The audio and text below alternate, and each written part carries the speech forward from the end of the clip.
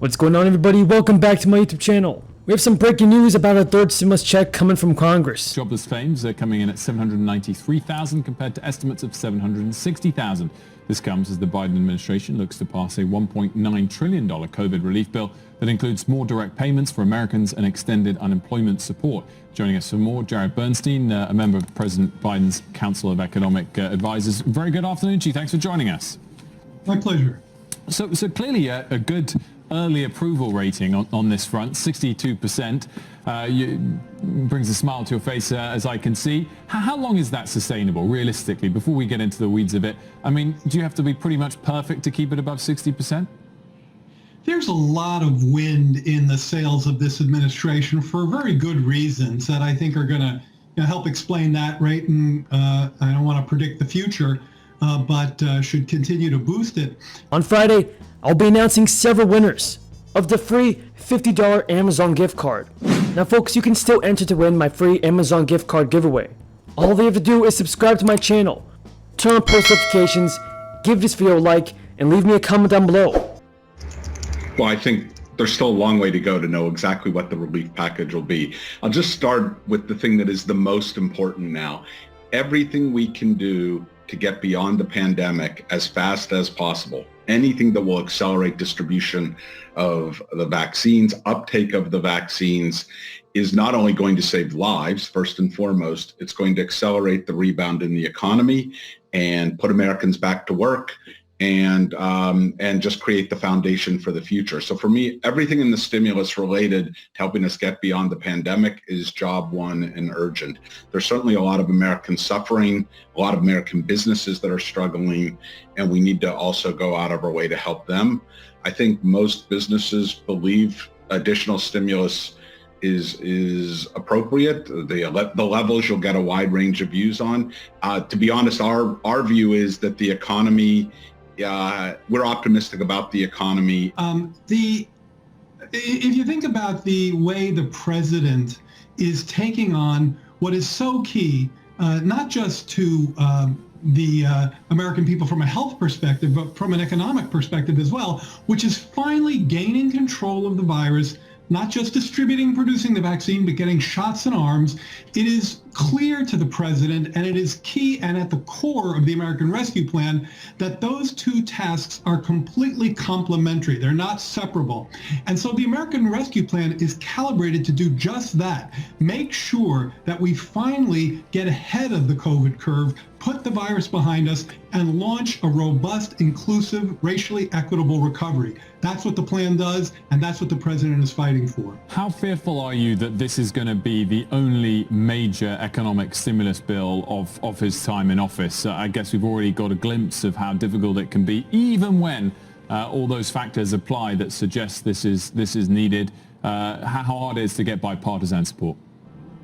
I am confident that this is far from our only bite at the apple. Very confident about that. And you said an important word, bipartisan. Of course, we've lived in partisan times and we see lots of squabbling going on. The bipartisan support for this plan, and I'm not just talking about Congress, is actually very deep.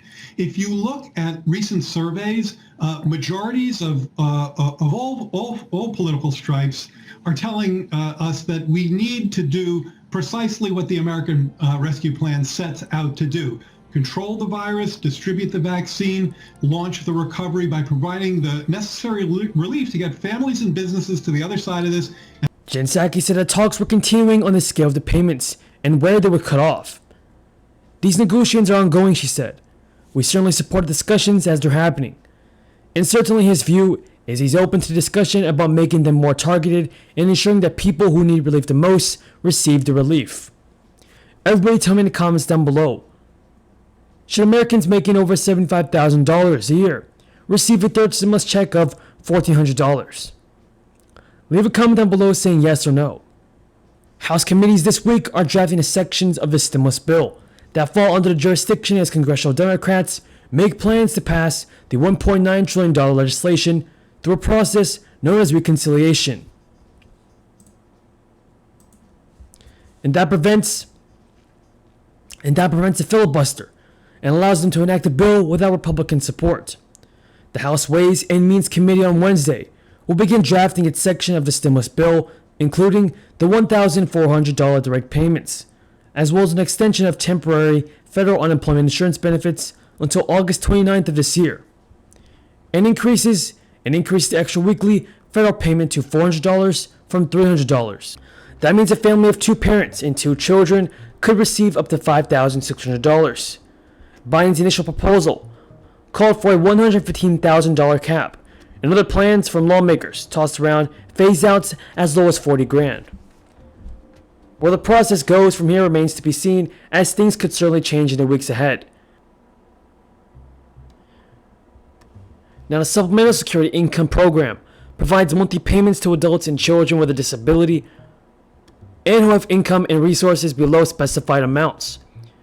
You may be able to file online for Supplemental Security Income and other Social Security disability benefits, even if you aren't sure of your eligibility. To unemployment, the Pandemic Unemployment Compensation, which provides an additional $300 in weekly benefits, expires on March 14th.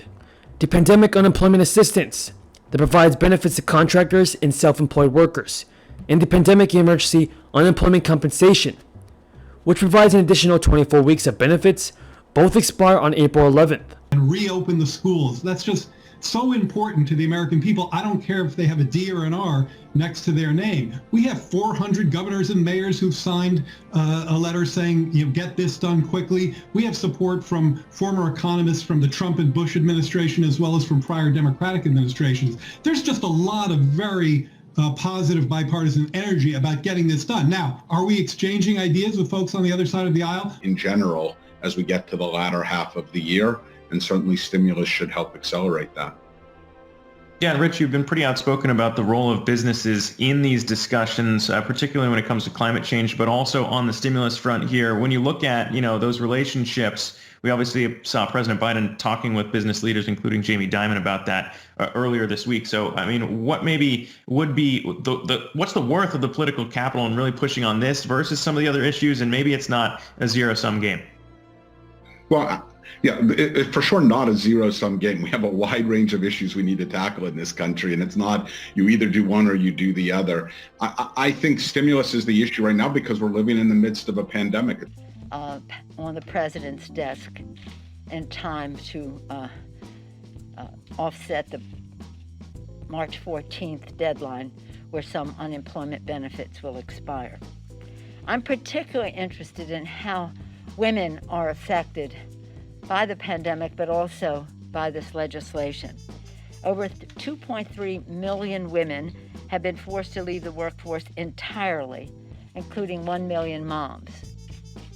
That's why this bill is so important, because You can check the status of your application using your My Social Security account. And you also have the right to appeal any decision that the Social Security Administration makes about whether you're entitled to benefits.